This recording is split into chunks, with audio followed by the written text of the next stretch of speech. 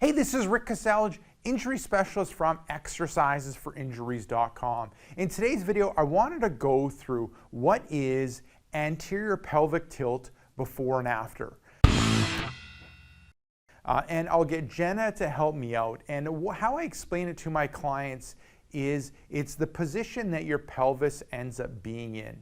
And how I demonstrate it is I end up kind of using like a skewers technique.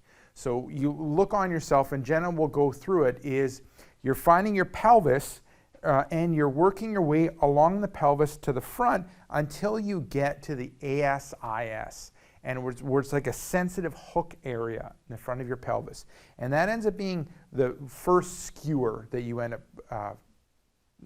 finding with your fingers. Then you end up moving in the opposite direction. So you're going your pelvis, you're following your pelvis to see where your pelvis ends up hitting your spine and your sacrum. And that ends up being the second point.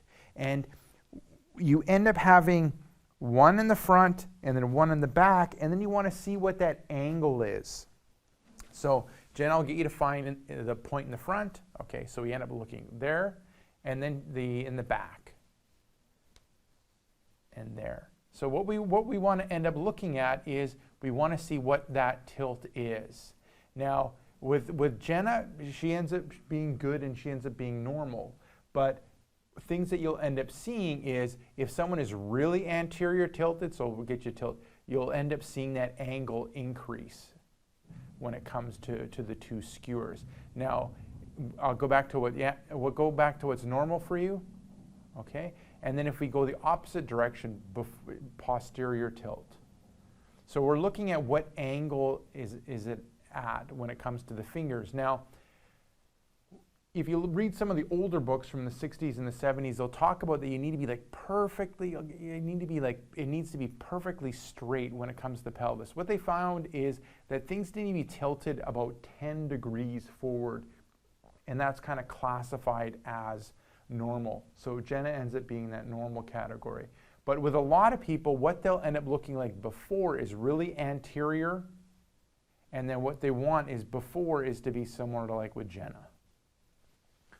Okay, so that's how it should end up looking when it comes to anterior pelvic tilt before and after. So implement that little skewer technique that I was talking about. Now, it's much easier if you can kind of look at yourself from the side. And the easy way to do that is to ask someone to look and see if the finger in the front is a lot lower than the finger in below, or finger from behind, or if they're near at the same level, or if the finger in the front is higher than the finger in the back. Other ways that you can end up doing is you can ask someone to take a photo, and then you can end up looking at the pictures to see which finger ends up being higher. Now, that ends up being it. Now, if you want a quick little 2-minute workout that I end up doing in order to help when it comes to anterior pelvic tilt, then what I recommend you do is click right here. I've got a brand new little video workout that you can end up doing that'll end up helping with your pelvic tilt. So just click right here, let me know where to send that workout, and I'll send you that workout right away. Now, if you're watching this on a mobile device, tablet, or smartphone, head down below in the description and click the first link, which will end up being exercisesforinjuries.com/tilts.